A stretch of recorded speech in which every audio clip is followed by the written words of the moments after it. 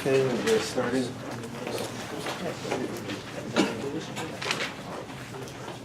So, hopefully that wasn't so bad. Didn't really do much, and I was battling the flu over the weekend, so I couldn't even come up with anything too creative to write. But we're going to continue with 1.3. Last time we left off talking about matrix multiplication, where we're defining that. So let's just do a slight recap here.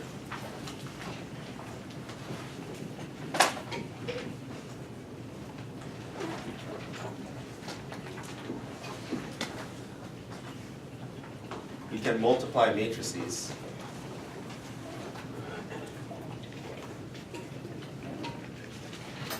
A, which I can call n by m, and B, which I can call an n by p, in the order A, B. Right, so that was because this guy here is the size n by m, this guy here is n by p, and these numbers actually told you something. These two here have to match. This means you can multiply. Right, and we have the background of realizing that that's because this is the output dimensions of this function and this is the input dimensions of that function. So those have to connect for these functions to be able to connect. And the outer numbers actually tells you the size of the result.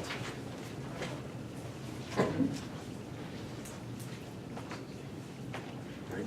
So by doing this, the result is going to be another matrix C, and C is going to be an n by p matrix. So one thing we also spoke about was that matrix multiplication is just really sort of a model for composition of functions, and that's why the numbers have to line up this way and so on and so forth. Where C is the matrix Cij n by p,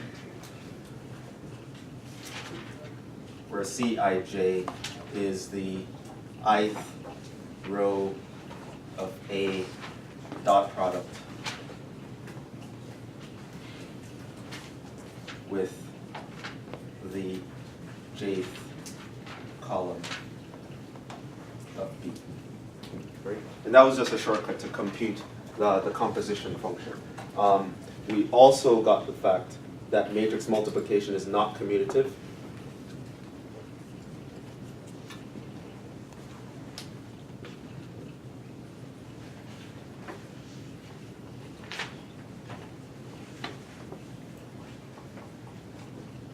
Order matters. Right, and we do sort of get some intuition of this from functions. Your f of g is not always the same as your g of f when you're talking about plugging one function into another. But here, when we're dealing with higher dimensions, it can be even worse. It's possible to one direction not even existing. Okay? And so I think that's where we kind of left off. So now I guess we just want to do maybe a couple examples.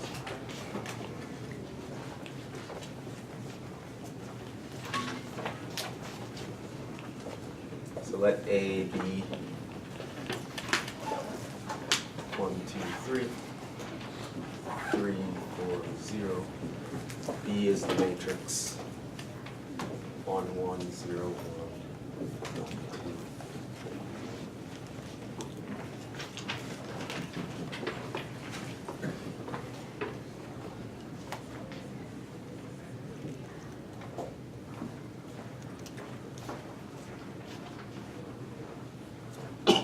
So we're going to practice matrix multiplication a couple times. But it's something we're going to be doing all the time, all over the place.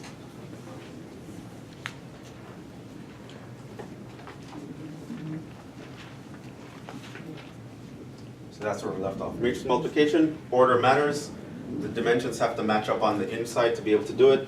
The outside tells you the dimensions of the result, and the result is computed in this way.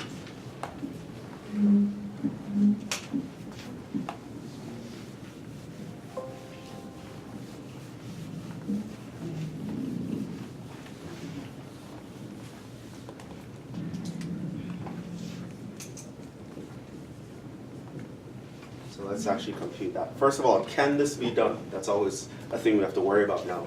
Is the multiplication here defined? Yes. How do you know? Because What's the size of A? 2 by 3. 2 by 3, right? So we always put the row first and the column second. And then so the B would be 3 by 2. So these guys match up. That means you can actually multiply. What should the answer be, the size? You know that at the end of the day, you should get a 2 by 2 matrix. Okay? So if you don't have a 2 by 2 matrix, you did something very wrong. So here we have 1, 2, 3, 3, 4, 0.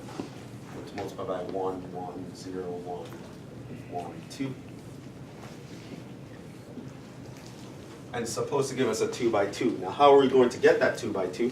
Notice here are the positions of the matrix. This is the 1, 1 position, first row, first column. This is the first row, second column. This is the first row, second row, first column. This is the second row, second column. Right, so those are the positions. And what you're going to put in each position, you're going to put the first row of A dot product with the first column of B. Then you're going to put the first row of A dot product with the second column of B. Then you're going to put the second column of A, the second row of A dot product with the first column of B, then the second row of A dot product with the second column of B. Right? So that's what this definition means. In the ijth position, it's the ith row of A and the jth column of B, and you're dot producting these two. So you can notice that the first row of the result really is determined by the first row of A. The second row of the result is coming from the second row of A, and so on and so forth. And you continue until you exhaust all the columns in B. Okay, so that's what we're going to do now. And I'll write it out so that we don't make a mistake here. So it's just going to be this times this, plus this times that, plus this times that. 1 times 1, plus 2 times 0, plus 3 times 1. And that would be the first number in the top left corner. Then we're going to do that again, the first row times the second column. So that was the first row times the first column, put it here. First row times the second column. 1 times 1, plus 2 times 1, plus 3 times 2. There are no more columns to do, so that's how we know we have to end the matrix. And now we have to go to the second row, and that's going to come from the second row of A. So the second row times the first column, 3 times 1, plus 4 times 0, plus 0 times 1. And that's the number that goes here. And the second row times the second column, 3 times 1, plus 4 times 1, plus 0 times 2. And now it's a matter of simplifying. So this is just 1 plus 0 plus 3. That's 4. 1 plus 2 is 3, plus 6, it's 9. This is 3 plus 0 plus 0.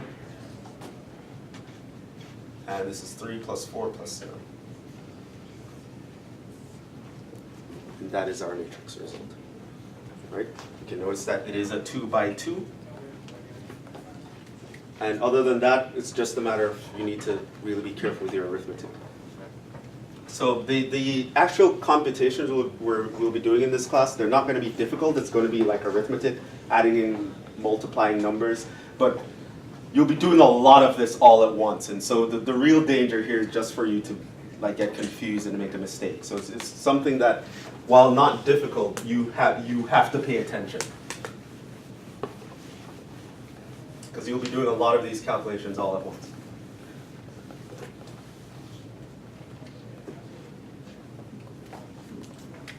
So that is A times B. What about B times A? Is that defined? Yes. Yes. B is there we have a 3 by 2. A I know is a 2 by 3. So yes, the middle numbers match up. So they can multiply, and the result should be now a 3 by 3. So it's a completely different size.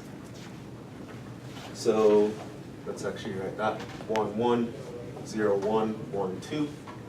Going to multiply by 1, 2, 3, 3, 4, 0.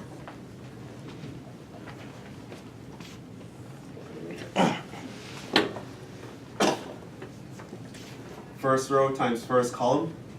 1 times 1 plus 1 times 3. First row times second column. 1 times 2 plus 1 times 4. first row times third column, 1 times 3 plus 1 times 0. End the matrix because we've exhausted all columns. Do the same thing for the second row.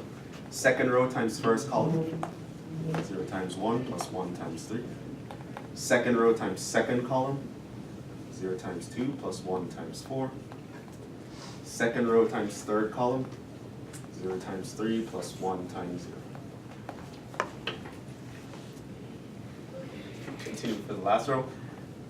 Third row times first column, 1 times 1 plus 2 times 3. Third row times second column, 1 times 2 plus 2 times 4. Third row times third column, 1 times 3 plus 2 times 0.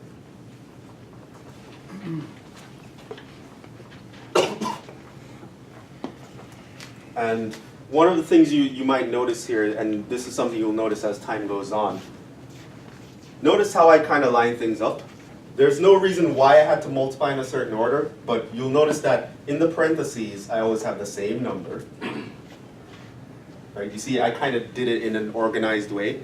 So aside from the fact that linear algebra will be important to you as a computer scientist, for example, another thing is for you to be able to think in this way that you need to think organized, do things step by step, do things algorithmically. It helps you to think in that way as well, because this is what's going to prevent you from making mistakes. And if at some point in a problem, you realize you did make a mistake and you want to go back and check your work and find it, usually there's going to be a huge mass of numbers to go through. Usually if you follow some sort of pattern or system, it'll be easier to spot when things are out of place. So you really kind of want to, even though technically I could have put the 3 times the 1 here and the 1 times the 3 there, but I want to do it in such a way that if anything will jump out at me if it's not correct. Yeah?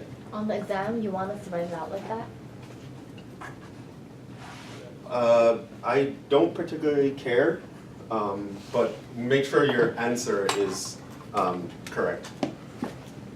I mean, matrix multiplication by itself is usually not going to be the main point anyway, but personally I would tell you to write these things out like this anyway, but it's actually mostly for your benefit, not mine. Yeah, but let's actually continue here, just simplify a little bit. So this is 1 plus 3, that's 4, 2 plus 4, that's 6, 3 plus 0, that's 3, 0 plus 3, that's 3, 0 plus 2, that's 4, 0, 6 over 7, 2, and that's 8, so that's 10. Then this is 3. And so that would be the result.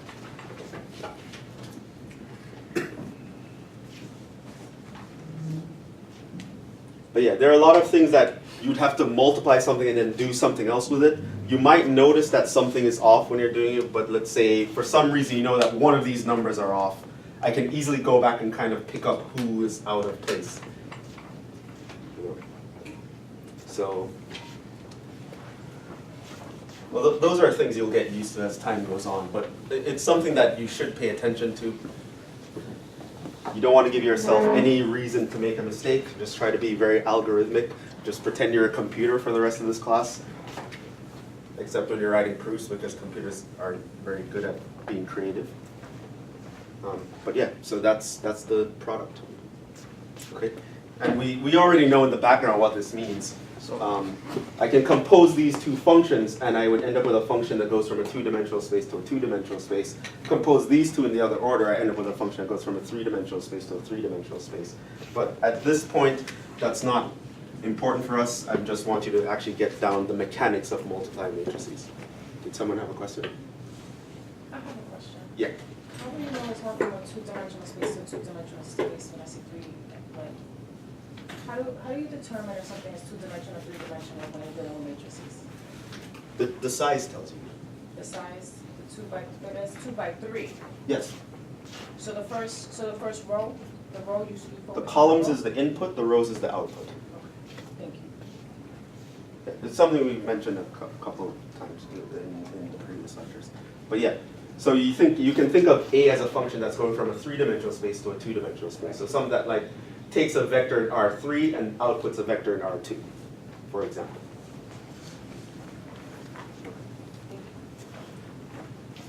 we'll touch on that again towards the end of the course. But yeah, for now, this is just think of this as an operation by itself that has this word definition, and we're going to move on. We have some more definitions. So 1.3 is just me telling you about all sorts of operations and definitions that we'll need to know moving forward. So let's just move on to another definition. Let A1, A2, all the way to AN be matrices.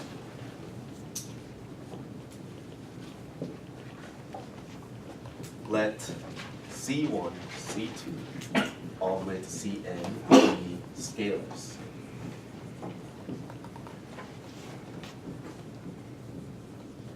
Then the expression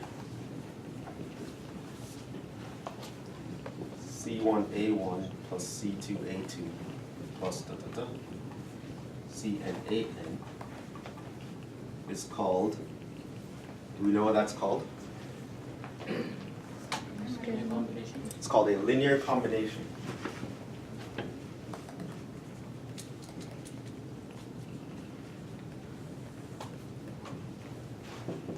Okay. We're going to mention that all the time. It's a very important expression. There are many things you can deduce by just examining linear combinations.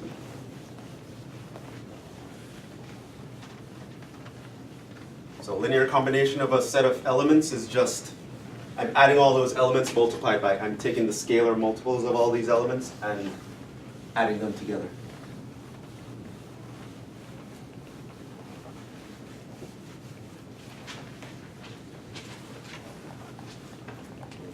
Note.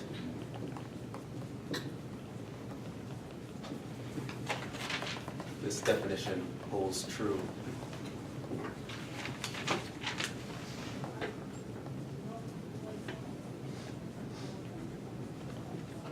generally for vectors. By the time we get to describing vector spaces, you'll realize that sets of matrices, we can think of them as vectors, but this actually holds true for vectors. So if I have C1 V1 plus C2 V2 plus Cn Vn is called a linear combination of the vectors V1 through Vn.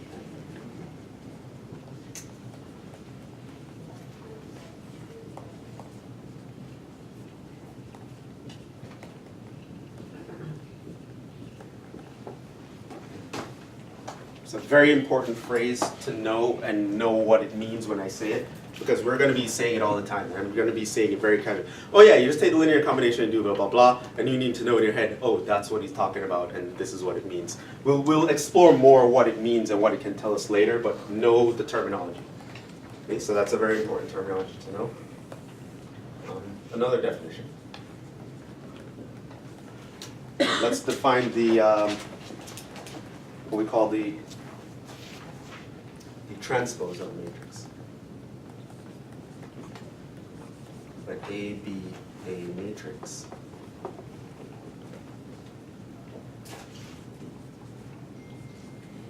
The transpose of A is the matrix obtained by interchanging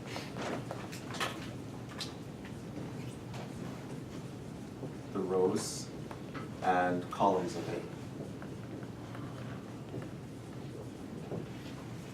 A. Notation is A with the power T. Sometimes I might call this A transposed.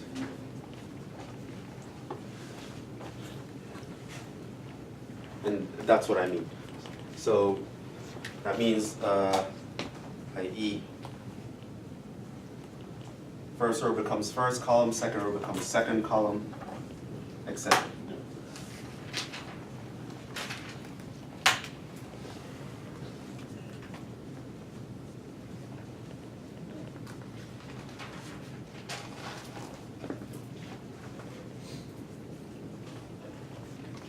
So I erased the matrices here, but let's just.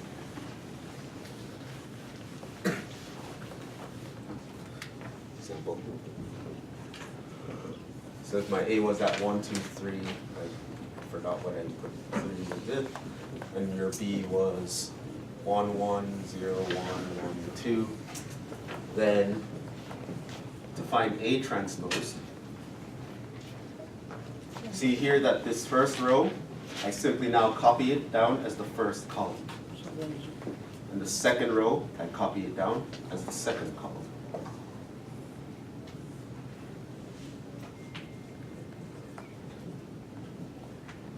And B transpose.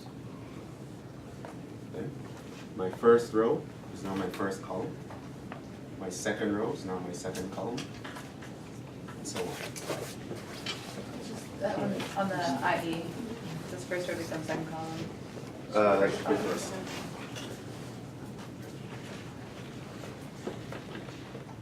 So this is called the transpose. Is it like switching dimensions or no? It's not switching dimensions.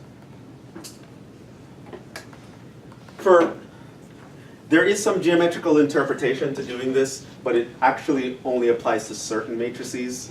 So it's something we'll have to talk about later. But it's also important for certain calculations and computations we'll be doing. We can define them in terms of the transpose. So for example, there will be a way to define the inverse of a matrix based on its transpose and things of that sort. So yeah, the geometrical interpretation is, it's kind of, it's not all encompassing. But yeah, it could be seen as a rotation of certain transformations for certain matrices.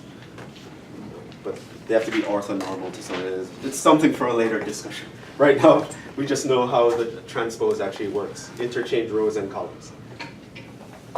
Question. Yes? Is that what was on the quiz, the TRV? The TR? No. No. So the notation for this is A raised to the power T. The TR mean like top row of B? Huh? It means trace. I'm gonna define it for you today. It means trace. But I have to define a couple things before that. But yeah, so that's called the transpose of a matrix. And that's the notation. So a matrix with that power means that I'm thinking of the rows interchanged with columns. Notice that the dimensions will also kind of flip. So if you were 2 by 3, you'd now be a 3 by 2, and that has also implications. But for now, just know that's what the transpose means. We'll actually use it later on.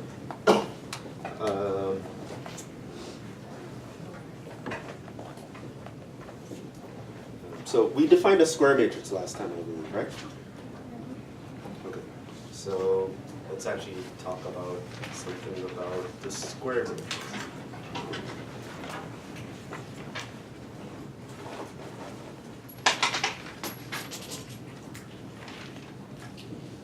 Let A be a square matrix.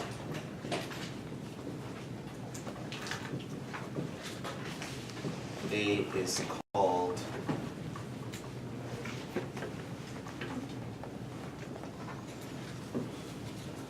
I was going to define something else, but I probably should define this first.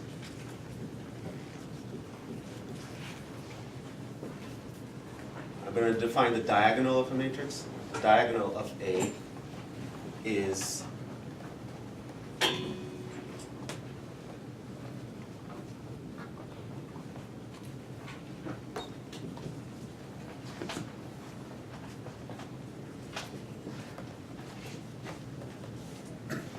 an by n, the sequence of elements A11, A22, A33, all the way up to A and n. That's called the main diagonal of a matrix. So if I mention, take the diagonal of the matrix, this is what I'm talking about.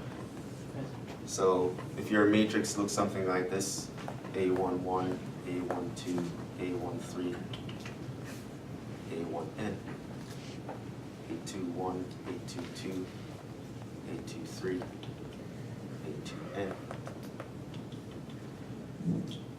AN1, AN2, AN3, ANN, the list of elements here that go from the top left to bottom right, that's called the diagonal of the matrix. Yes? Could you briefly define what square matrix is again? I forgot. It means you have the same number of rows and columns. So it's an n by n. Okay, So you have n rows and n columns. You call that a square matrix. They're a very important class of matrix. They're a very important class of matrices. And so now we might want to talk about the diagonal of these matrices. Here's another definition. A is called a diagonal matrix. A n by n, called a diagonal matrix. Note here that, again, it's the same number of rows as column. If all its non-diagonal entries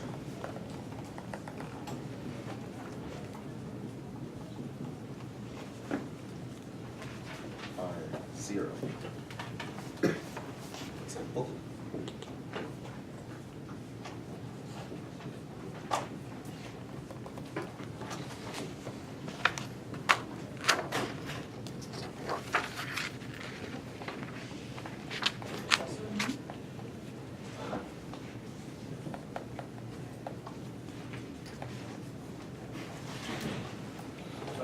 Yes?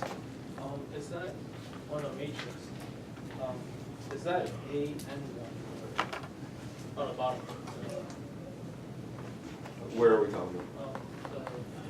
Here? Yeah, that, yeah. A n1, subscript n2, n3. So how come the other one is also A1 and Yeah, remember the positions are determined by the rows and the columns. So first row, first column, first row, second column, first row, third column, and so on. So A11, A12, A13, all the way down to A1n, A21, A22, A23, all the way down to A2n, and so on and so on. Yes? so we have to have a square matrix to have a diagonal matrix, right? Yes. Okay. These guys also have very special properties. It's kind of why we're defining them. Are all diagonal matrices. Diagonal matrices. And there'll be a few things in 1.3 that I'm just going to define for you now, and then we're not going to use them for a while, but we'll come back to them. But yeah. So these are all diagonal matrices. Notice it's okay for a 0 to be on the diagonal, even if everyone's a 0. But what's important is you're looking for people who are not on the diagonal. So as long as you're not on the diagonal, you have to be 0 everywhere. Any such square matrix is called a diagonal matrix. Now these matrices are important in general, but there's one class of these guys that are super important. Well, they're all important, I can't really say. All matrices matter. Definition. An important kind of diagonal matrix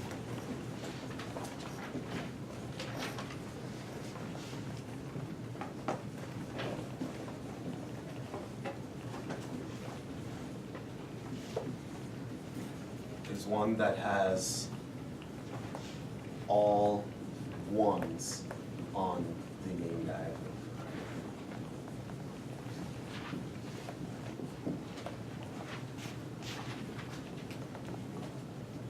Such a matrix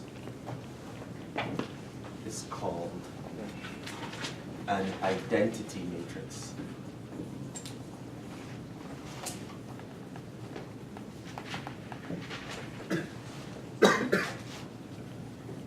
Notation.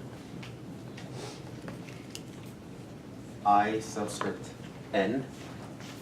This is the n by n identity matrix.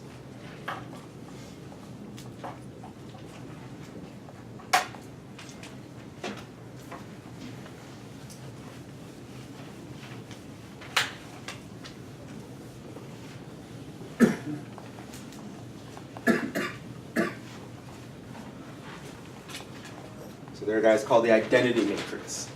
I shouldn't say the identity, there are many of them. It depends on what size you're talking about. So there is such a thing as I1. That's just that diagonal. Or I2, that'll be 1, 0, 0, 1. Or I3, that'll be 1, 0, 0, 0, 1, 0, 0, 0, 1, etc. Right, so IN just means you have 1, 0, 0. And there's only ones on the main diagonal all the way down, zeros everywhere else, and then you have n rows. Right, this is called the n by n identity matrix. And that is the notation. So I is now like, it's a letter that now has meaning to you. I would mean the identity matrix all the time. So I've taught this class before where I sort of use I in a question to someone and then they thought I was talking about the inverse of something. Like I does not stand for inverse, it stands for identity. It will always stand for identity from now on. When you see the letter capital I, it means the identity matrix. It's a very important kind of matrix. Why is it called the identity matrix? It gives you the same output. Hmm? It gives you the same output. Essentially, yes. So it is the function whose output is going to be whatever you put as the input. So think of the function, it's equivalent to like the function y equals x in the xy plane, right? So and how you can even think of it. Remember, we can think of these. Did I talk about multiplication? Anyway, so it's more the name really comes from the definition of the vector space that I told you. We call it. This is an important property, so I'll actually say it. We call it the identity matrix. There are a couple ways you can think about it, but because if we multiply it by another matrix,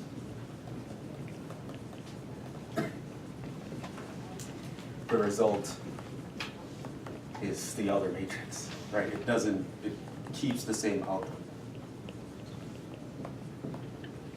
I.e., if A n by m is a matrix, then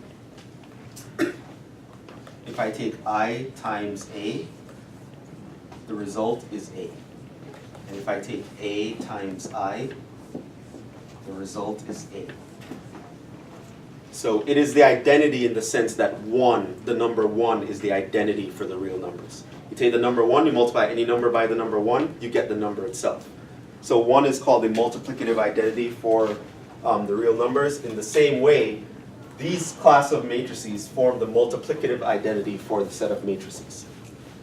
One thing you should be aware of is remember that matrix multiplication is kind of weird, so the dimensions actually do matter here. So knowing that this is an n by n, what size does I have to be on this side? N by n? N by n. No, m by n. Has to be n, right? So it has to be the identity matrix that has n rows. And on this side, you'd have to have the identity matrix that has m rows, right? So your identity can change in certain instances. Okay, so. Wait. But wouldn't it be that because the m columns have to be the same as the n rows?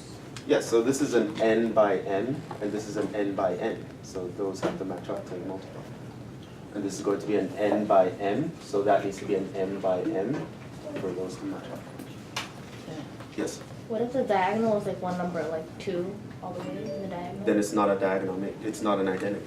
No, I mean like how would it affect the matrix? If they what? If the whole diagonal is like the number 2, how would it affect the matrix? Like it's like 2, 2, 2 in the diagonal. Well, you'll get 2 times the matrix. Do you Yeah. have to have a square matrix for that? Huh? Do you have- The I's are always the square matrix. Okay, and A can be different. It can be different by the notation here. So n and m don't have to be the same. Yes? Diagonal matrix, the one with the zeros, what was it called? Huh? The one with the zeros.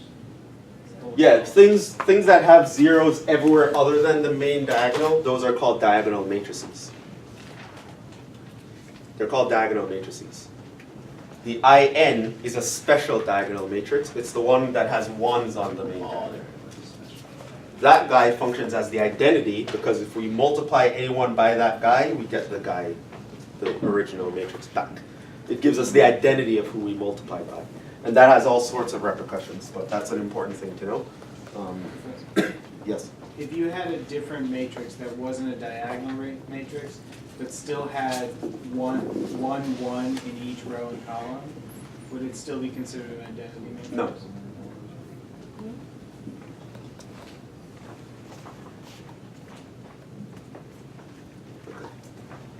So, identity matrix, what else do I want to define for you guys?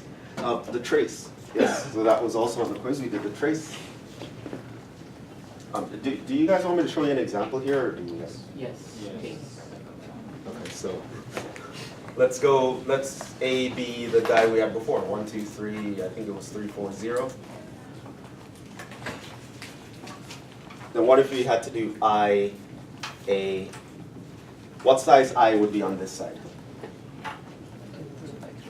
Because this is a 2 by 3, so I need I to be a 2 by 2. So I can do 1, 0, 0, 1 times 1, 2, 3, 3, 4, 0. And you'll see what happens here is when I start multiplying, the 0 here is going to be killing all the numbers in the bottom row, and I'm only going to be adding 1 times all the numbers in the top row, so I'm just going to get the numbers back. So that's why, that'll always kind of happen. So if I do first row times first column, so that's 1 times 1 plus 0 times 3. And first row times this, it's 1 times 2 plus 0 times 4. First row times this, it's 1 times 3 plus 0 times 0. This times that, same thing's going to happen. This 0 is going to kill the top number and only multiply the bottom number by 1 and add it together, so you'll only get the bottom row. 0 times 1 plus 1 times 3. And then 0 times 2 plus 1 times 4. And then 0 times 3 plus 1 times 0. So this would just give you 1, that would give you 2, that would give you 3, this would give you 3, that would give you 4, that would give you 0. Right? Notice that that was the original matrix.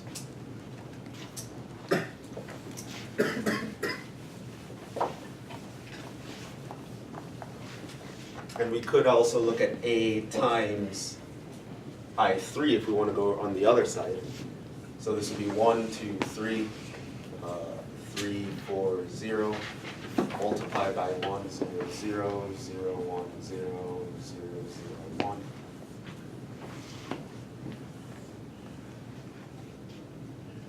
So this would be 1 times 1. 1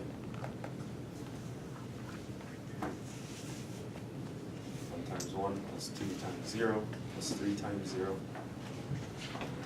1 times 0 plus 2 times 1 plus 3 times 0. 1 times 0 plus 2 times 0 plus 3 times 1. And now we have 3 times 1. Plus 4 times 0, plus 0 times 0, 3 times 0, plus 4 times 1, plus 0 times 0. And I would have 3 times 0, plus 4 times 0, plus 0 times 1. That's just 1, 2, 3, 3.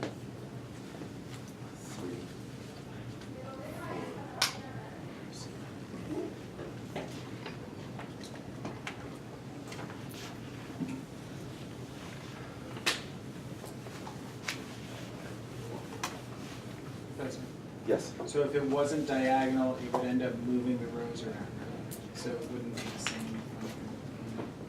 Well, it would affect the size of this guy, is one way you can think about doing it. It'll mess up the size. So if this wasn't a 3 by 3, you'll automatically change the size of the result in one sense. So it'll kind of stretch things in a way that they shouldn't be stretched.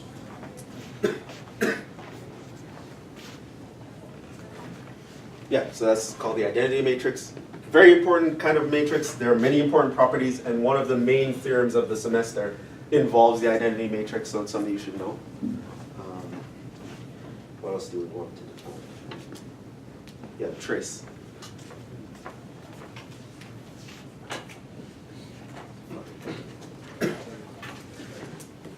Let A n by n be a matrix. And by the way, again, something throughout this semester, you really want to pay attention to detail. So pay attention to when I write things like this, when I write n by n as opposed to n by m, because I'm really doing it deliberately. Okay, so if I don't want to always write out, oh, square matrix, you know, so I'm just write n by n. So you know it applies to square matrices as opposed to other things. If it applies to things other than a square matrix, I won't write that. But if I write that, it means it only applies to square matrices, for example. So let A n by n be a matrix. The trace of A is the sum of the diagonal elements.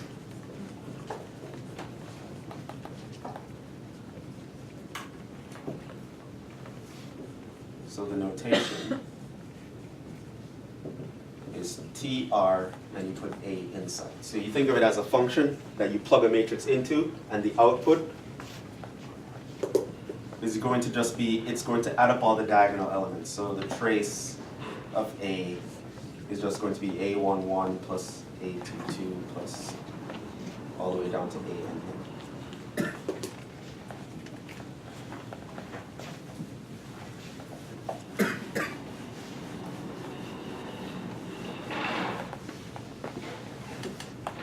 Again, that's useful for a lot of computations and to derive a lot of things that we'll need.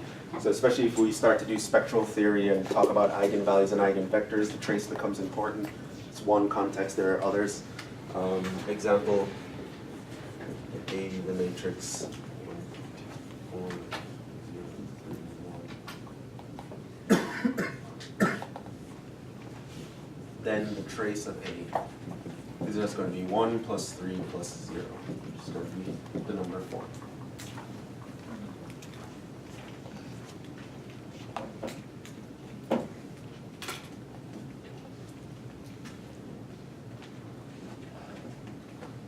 Okay, so we define that, define that, define that, define that, define that.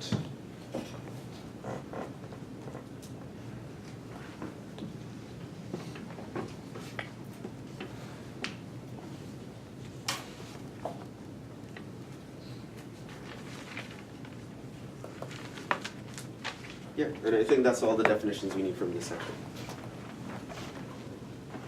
We'll be defining more things as we go on, but for now that's a pretty robust definitions of a lot of stuff that we'll be using.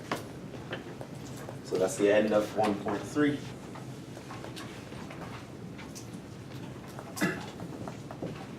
So we're going to move on to 1.1.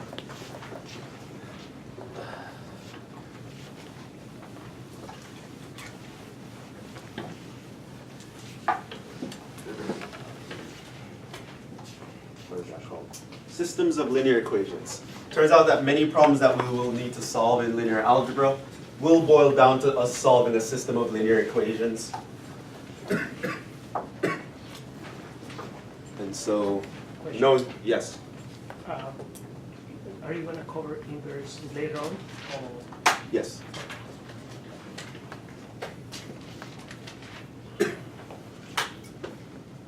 Yeah, there's something called the inverse of a matrix. We'll talk about that later on. That's also super important, but we define that later on because I want to define the inverse in terms of things that I haven't told you guys about yet. Okay, so we're going to move to 1.1, systems of linear equations.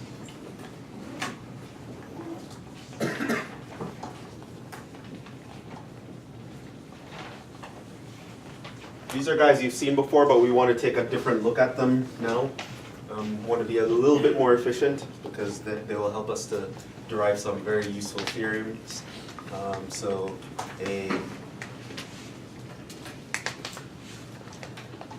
n by n system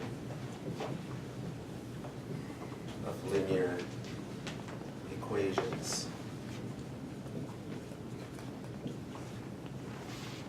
is a set of equations.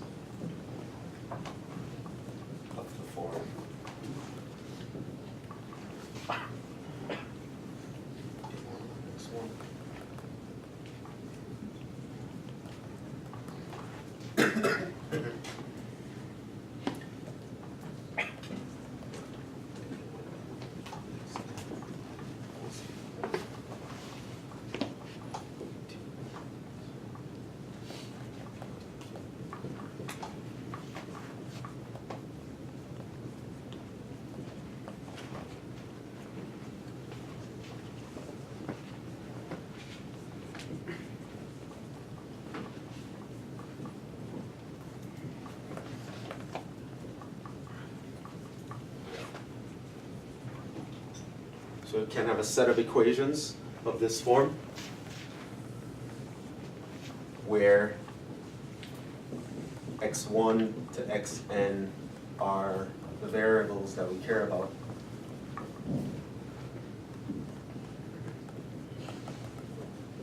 I'll also refer to them as unknowns.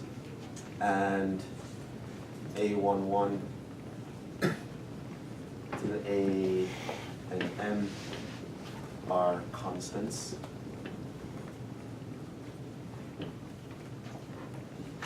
Note, we have n equations and n unknowns.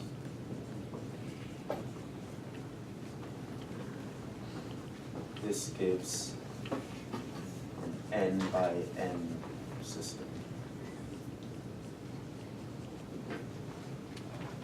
So this is called a system of linear equations. Sometimes I might emphasize the dimensions of the system, which will be actually important to make certain conclusions from.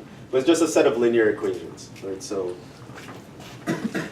when I have n equations and m variables, I call it an n by m system of linear equations. Notice that none of my variables are raised to powers other than 1. Yes? B sub n, yes. There are n equations, so n rows, and on this side there are n columns. And again, things are kind of lined up, so I have one variable that's in the first column, second column, third column, etc. Example, 2x plus 3y equals 7, and x minus 4y equals 3 is a 2 by 2 system.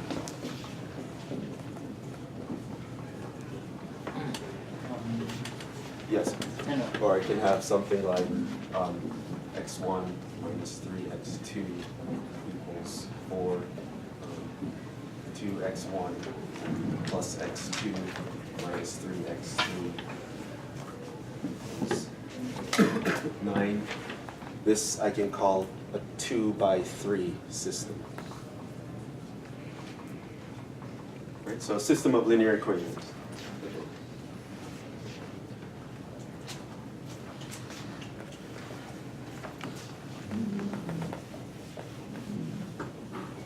We're going to want to study these guys, and we're going to want to be very systematic about it, because many problems in linear algebra, once you get through all the theory and all the stuff and you really need to do some work, it turns out it boils right down to being able to solve a system of equations like this for a certain answer. Or at least knowing the properties that this answer will have can answer a lot of other questions for you. Okay, so we have a system of linear equations. So now, by what we know about matrices, by what I probably didn't want to erase that. What we know about equality of matrices.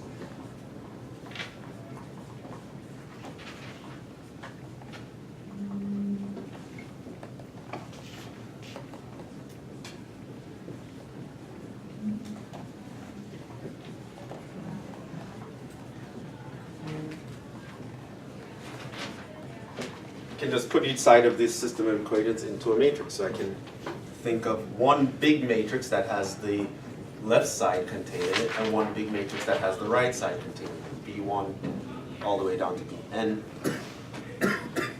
An1 x1, A1 n xn, AN1 X1, ANM XM, right? So this equals that, because that means each component is equal to the other component, and then I get that system back.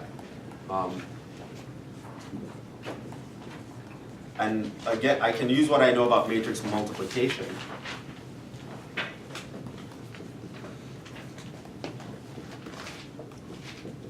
And realize that what this is, I could actually write this, the left side, broken down even further.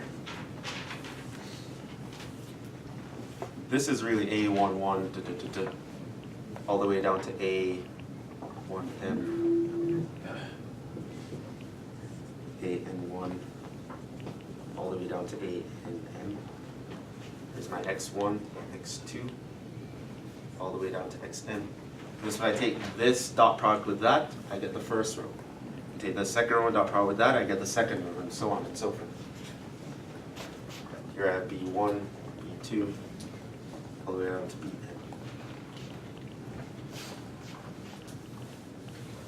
So I can start with a system of equations. I can put each side in a matrix. I can break down the left side by writing it this way, which is equivalent to that by matrix multiplication. And so now I have that system written in a form that's called matrix form.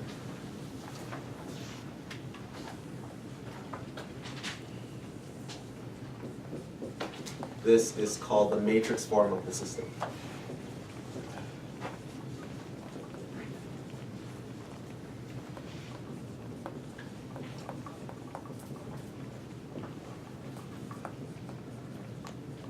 Often abbreviated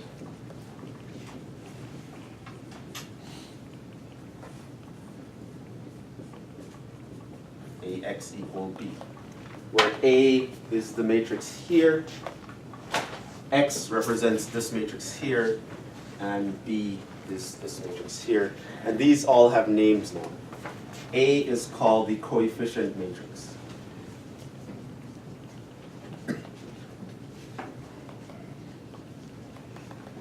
Okay. And why is it called coefficients? Notice that it's where all the numbers that were the coefficients of the variables are formed. X is called the solution matrix.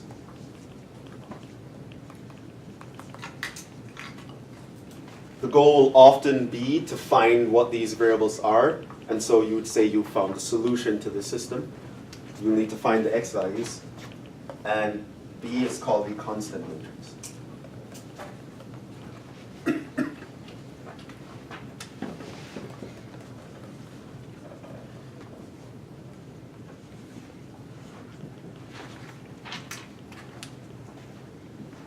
So eventually we're going to get to a point where we can say a lot about a system just by looking at the matrix A, for example. By looking at its coefficient matrix, we'll be able to talk about whether the system has solutions or not, what kind of solutions it has, etc.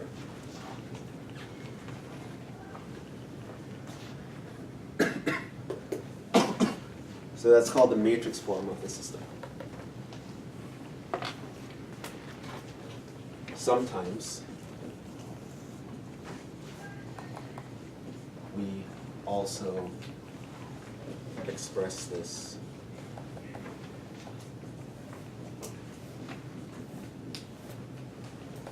in what we call augmented form.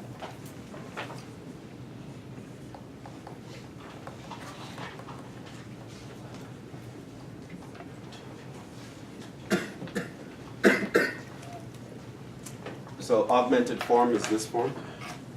When we write one big matrix, write a bar here, and we put the coefficient matrix on the left.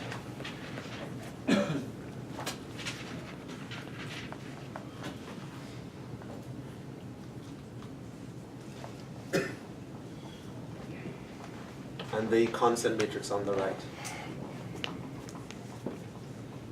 This is called augmented form.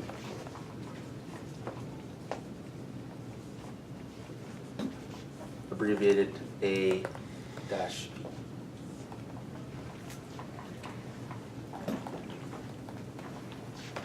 So when you write it in this form, you can say we augmented the system.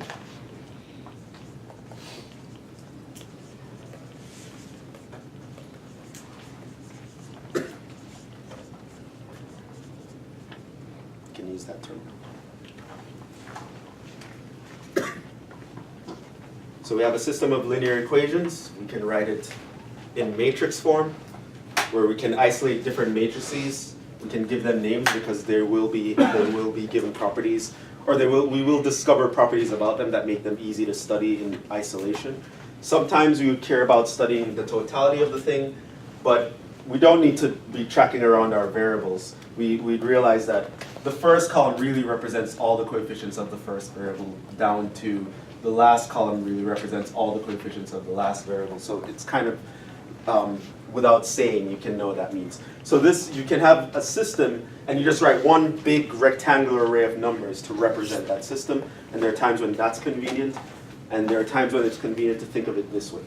So if you want to talk about the specifics of the system, usually this form is going to be more convenient to work with. If you want to make general claims or conclusions about the system, this form is more convenient to work with. So it depends on what your goals are.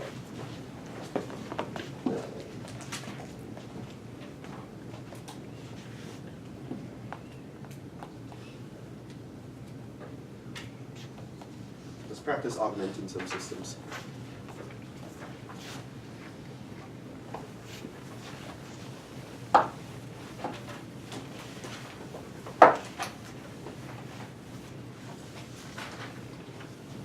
After that, we'll talk about the kinds of solutions that we can have, what are all the possibilities of solutions, and the next section is about how to find these solutions.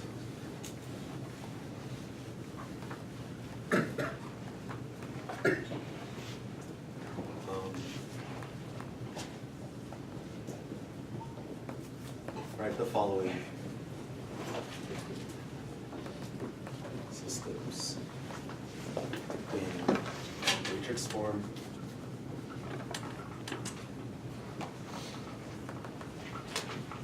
And augmented form. So here's the first system.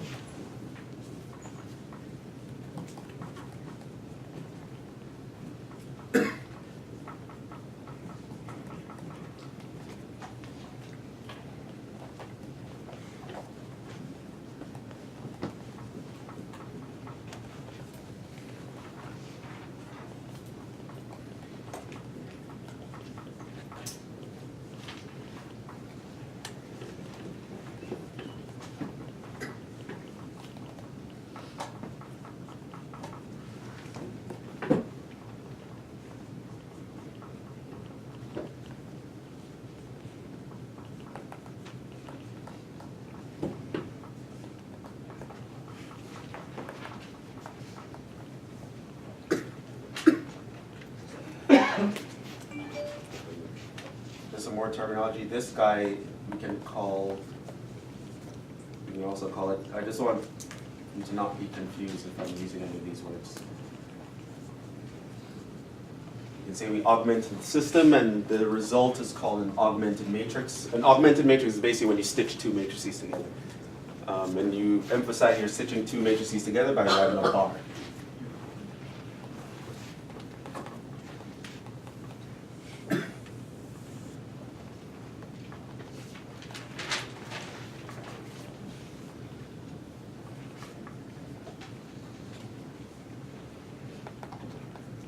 So what's the matrix form of A? So you write a matrix here, a matrix here, equal, write a matrix there. The variables are x, y, z. This is easy, that's 5, 2, 1. Now you write the coefficients here. What is that? First row? 2 through 7. 1, 0, negative 1. 3, 1, negative 3. Emphasis on the fact when someone is missing, you really think of it as just there's a 0 times that guy. Okay. So if there is a variable missing, just replace with a 0, that's fine. So that's called a matrix form. So this is the coefficient matrix. Notice that the numbers in this matrix give you the coefficients of all the variables that are over here. That's why it's called the coefficient matrix.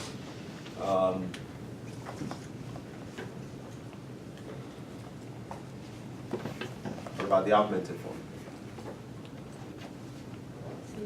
2, 3, 7. You make a line.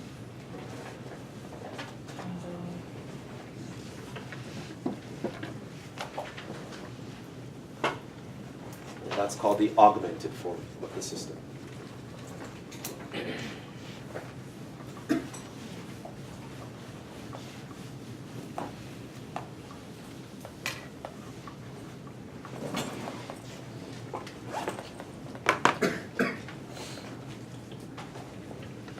We'll stop here because we're kind of out of time. But the matrix form of the other one is just going to, there's a big matrix, there are variables, another matrix.